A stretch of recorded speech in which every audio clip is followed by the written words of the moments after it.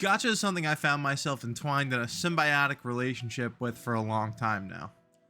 I've played plenty of gacha games. I've sunk thousands of dollars into them actually. And where people find enjoyment in gambling for stuff like cardboard, I like gambling for JPEGs. It's been a long time since I've gone extremely hard on spending any money on games like that though. I think Genshin Impact back in 2020, I played it for like 3 months and spent over $2,000, so I had to pull the plug on that shit real fast because it was becoming a serious issue. And since then, every gacha game I played since then has been strict free-to-play except for Fate Go and Smite. Now, I know Smite isn't a gacha game by design, but it has some elements built into it. I want to talk about how I feel about Smite's monetization and how it's looking like Leagues is going down the same road, and it's got me a little worried for the future on how purchasing skins will look like. But before we do that, if you watch the video all the way through and you enjoy it, just remember to leave a like. It helps me out a lot. And if you like my other stuff, just consider subbing. Really appreciate it. Thank you.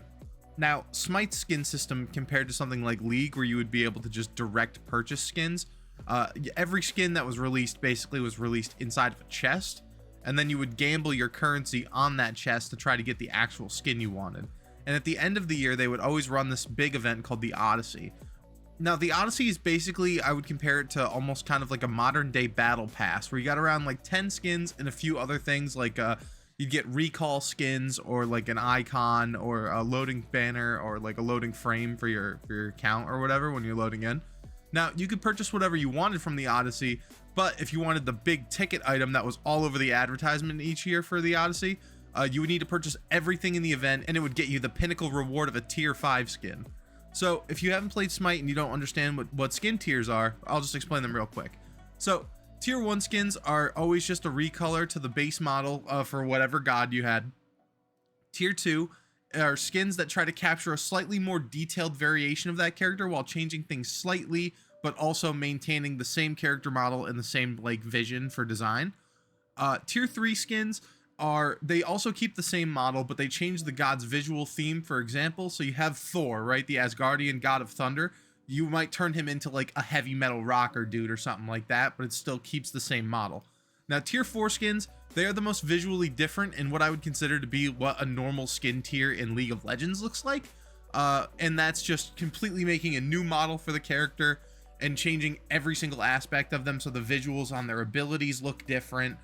Their recall animation is different. They might have some extra music and an additional emote built into them. Now, tier 5 skins are a category I would keep far away from the 4 other tiers because the amount of effort put into these skins is just truly remarkable. League has their ultimate skins, and some of them like DJ Sona and I know Gun Goddess Misfortune have aspects that change the visual appearance of the skin over the course of the game, but they do not compare to T5s in my opinion.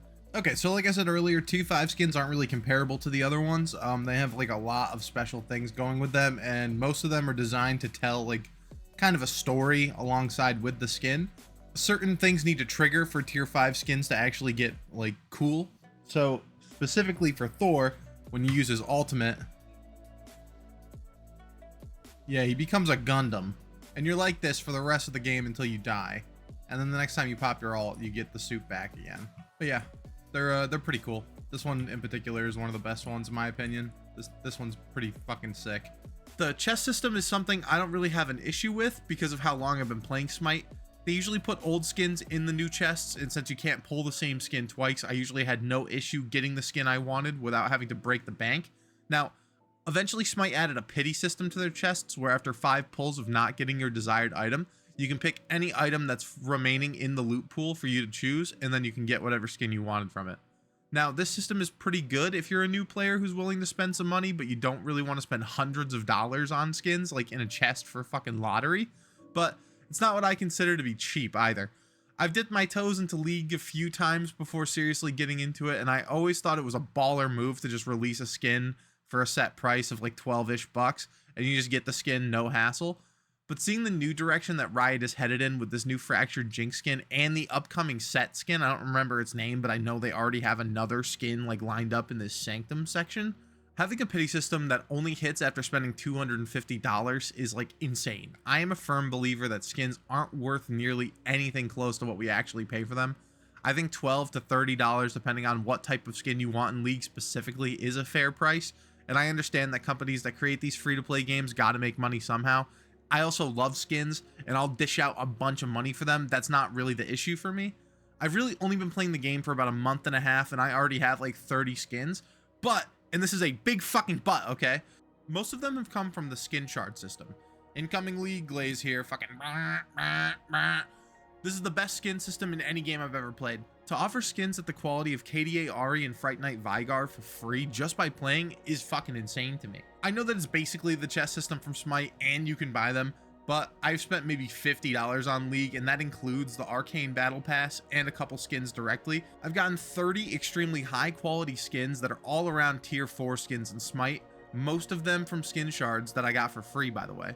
Now, for the past few years, Smite started doing year-round events that are basically glorified skin releases, and they are similar to the Odyssey. They cost around $60 a piece. I just wanted to correct myself really quickly. I just checked. The last time they had an event like this, I remembered it being around 3,800 gems, so around 60 bucks, right? Well, turns out this one is actually 7,200 gems, and if you don't purchase all of the skins directly in a big bundle, or at least purchase the ones that you want, while they were discounted, if you choose to want to get them all individually down the line, it will cost you 28,800 gems, which is around $350-ish, give or take. And you get all the skins at what they consider a discounted rate. Now, all the skins are tier 4 quality. You don't get any tier 5s, and you're missing out on getting additional things like I mentioned before, the loading banners, your ward skins, account icons. Now, it used to be the case that years ago, a tier 4 skin would have cost you about 600 gems to get, and you'd either get it through a chest or you could be able to unlock it directly sometimes. Nowadays, pretty much every single tier 4 skin has doubled in price. They're now 1,200 gems a piece, and purchasing at like the cheapest way would be buying the $25 pack. So every skin roughly is around like $22-ish. If you don't want to get them directly and you wait for the skin to go into a chest, you have to roll that chest, which would cost you between 400 and 600 gems. And with gem pricing, that would cost you on average $12 a roll if you roll the chest at least 5 times. So ultimately, it would end up costing you more in the long run if you don't choose to purchase everything at once, but rake you over the coals with smaller prices that could eventually add up to more than double what you actually could have paid for a fraction of the cosmetics. Now, they still do these events, and the pricing on them has gone up slightly because all of the skins being released in these events are now going to Smite 2, so they are charging you more. But you get them in the next game too, and every gem I spend in Smite 1 is a legacy gem that gets doubled in Smite 2, so it's okay, right? Fuck, no it's not.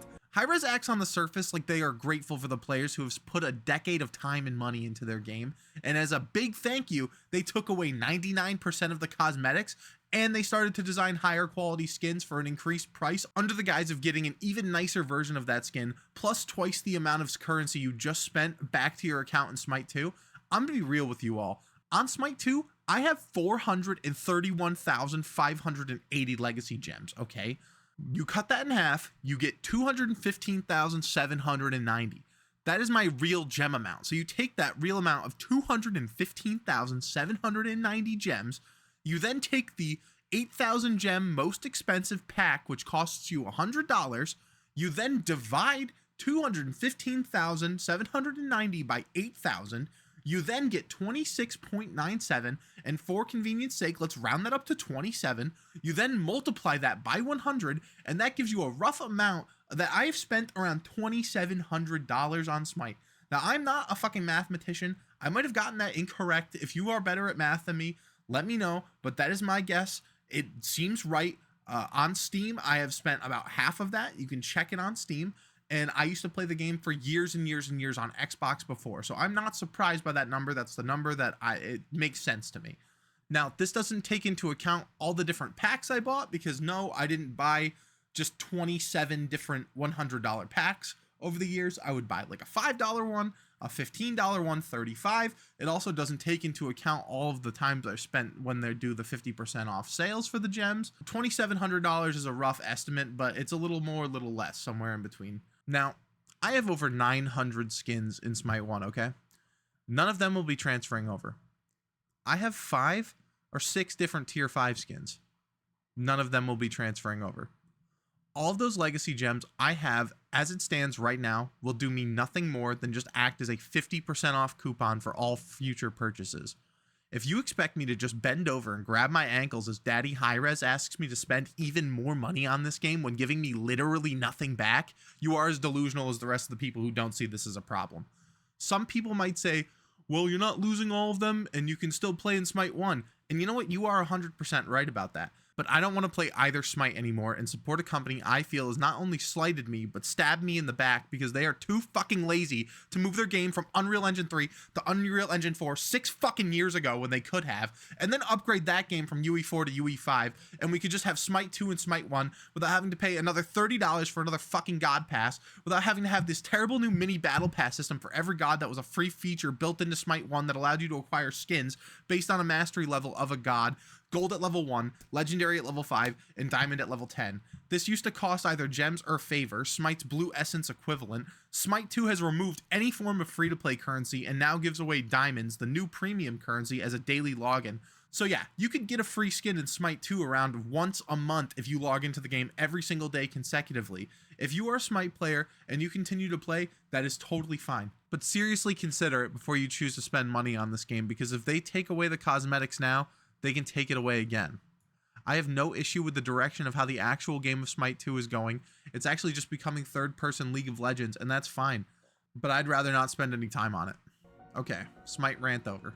With the new Jinx skin being added to the game yesterday, having a gacha system that is way worse than I previously mentioned in Smite, it costs 400 RP a roll, which is about $5 a roll, but it's guaranteed at 80 pulls, so that is like significantly fucking worse. I had enough on my account to get one roll and ended up getting Mythic Essence, and I was just gonna go buy a random skin shard from the shop, but you know what? Those are gone. So that kind of sucks. I'm worried about how this is gonna affect the ecosystem of skins in the future. And there's also some controversy right now going around with like potential use of AI and stuff like that in the skins. I saw the Samira thing. I'll put it up here. I don't think it's AI. I think it's been debunked that it's AI at this point. I think it was just a quality control error. So at least that's good. But I did hear Riot fired a lot of their art team earlier this year, which is not great. We'll have to see. Personally, as it stands, I think the Jinx skin is cool because I love Arcane. But I think it's like maybe like ultimate quality, if that. Okay, that's really all I had to say today. Once again, if you made it this far, thanks a lot. I really appreciate it. I'll talk to you guys later. See ya.